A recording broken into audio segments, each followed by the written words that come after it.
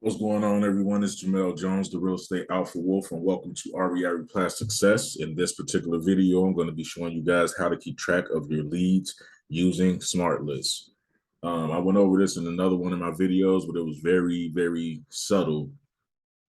As I said in the other video, I do use pipelines and opportunities and stuff over here, but not as much, right? So I like to pretty much do everything out of contacts. And so what I do is, and this is going to be a kind of intricate video. So feel free to pause it and rewind it a couple times so you'll get what I'm saying, stuff like that. So right here, pre-qualify, underwrite, how my process goes. And I think I have it actually in my pipelines. Oh, that's blocked off. Let's see. All right, here we go. So pre-qualify, underwrite, send 2 offer letter of intent, send 3 offer letter of intent. I have different offers based on the outcome of the underwriting. And then it's just a whole bunch of other things, right? So I'm not going to go into what all of these things are or how to set up all of these things automatically. But if you are having trouble getting your system set up and you want some help, I have a link in the description. Book a call with me and I can definitely help you get your system set up. So just for you though, excuse me, I'd go in. This is other people's versions of this is cold, warm, and hot, right? So even if you want to do that, then that's cool. But to me, that's a lead status. That's a prospect status, cold, warm, and hot. You got a cold prospect, a warm prospect, or a hot prospect, which then becomes a lead. Now, after that, what happens to the lead? What stage is that lead in, right? Because the lead can be in all of these stages, depending on, some of them are redundant. Just because I was trying, when I was doing this particular method, I was being really, really intricate and really focusing on exactly what everything was, whether it was a lease option assignment or a lease option assignment to an end buyer, which is someone that's going to live in it, or a lease option assignment to a wholesaler, or a sandwich lease option, or on the finance subject to, like whatever it was. I was being really intricate and keeping really good KPIs. I still do this, just not in this system anymore. I have my own system now, but I still, play with REI Reply here and there and help people out and stuff when they need me.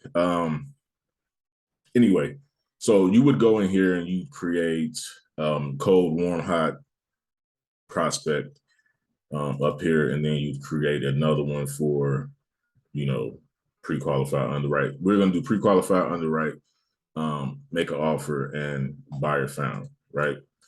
So the very next thing that we're going to do is go into settings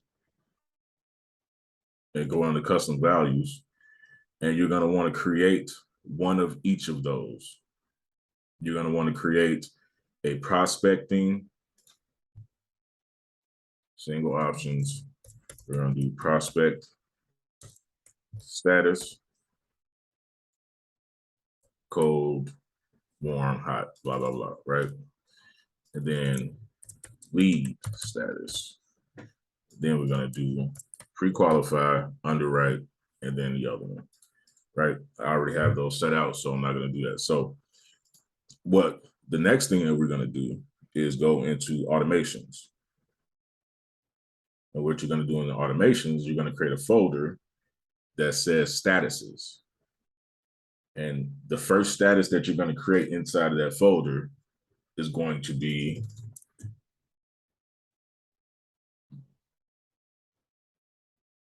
I'll make that another video. So I'm not going to do the cold, warm, and hot in this video. I'm just going to do the pre-qualified and stuff. So we're going to say pre-qualified. So what you're going to want to tell the system is that when the contact changed, and I'm dropping you guys gems in this video, like I be charging people for this information that I'm giving you right now. So listen. So let's see, status, lead status has changed to, oh, wrong one.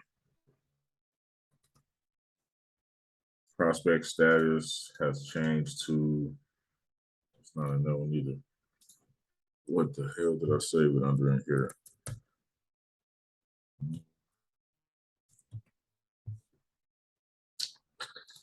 Let me go see if I can find the original one.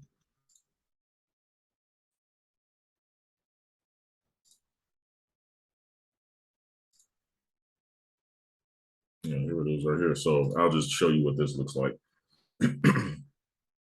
It says, oh, I must have deleted them out of here. I deleted the custom value. But anyway, it will be under lead status, and it will say it has changed to pre-qualify. And what you would do is you would set this to go to that pipeline in that stage, pre-qualify. And you will also set it to, well, nope, you ain't even got to do that. I was going to say set a tag to pre-qualify, but if you want to do tags, a lot of people, they work a lot better with tags than they do with anything else. So if you want to add the tag pre-qualify, you can. And then over here, Jesus Christ.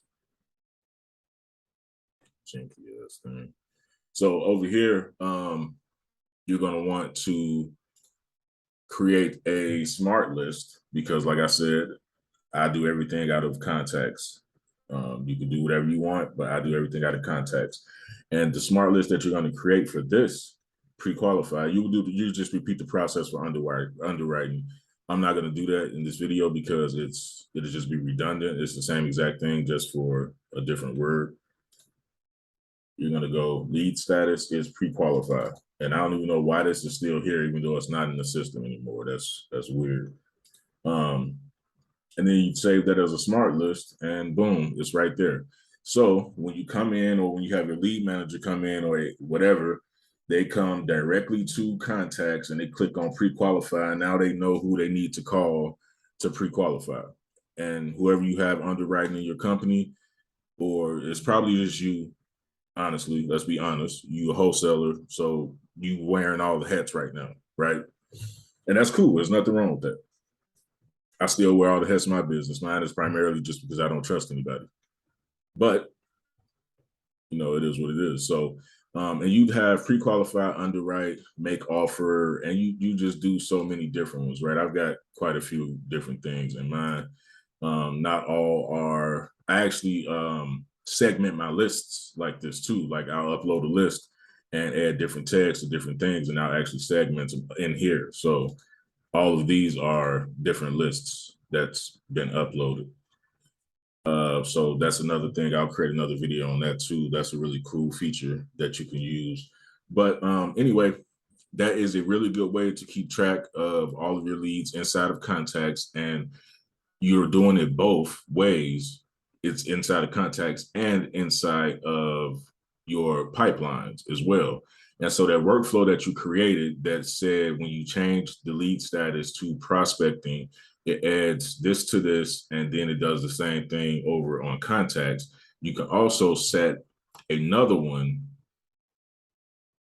that does the opposite, right? So when a contact gets the tag pre-qualified, it comes over here too, right? So there's a lot of things that you could do with the triggers, and you could do the same exact thing if you're afraid of workflows. There was a long time I just didn't deal with workflows at all, but I wish I had got into workflows a lot sooner. But there was a long time I just didn't deal with workflows. You can create the same type of setups inside of tags and triggers as well. If you feel more comfortable with tags and triggers, you know, you can set it up inside of tags and triggers as well. But if you need help setting it up inside of workflows, then like I said, I've got a link in the description. I'll help you guys out. Until then, I'm gonna make another video probably about going through that entire thing that I was talking about a little bit earlier. But until then, this is Jamel Jones, the Real Estate Alpha Wolf. I appreciate you checking out my page, REI Reply Success, and I'll see you in the next video. Remember, I got a link in the, I got some freebies down there for y'all too. So check those out. And there's a calendar link down there. So, reach out to me if you need me.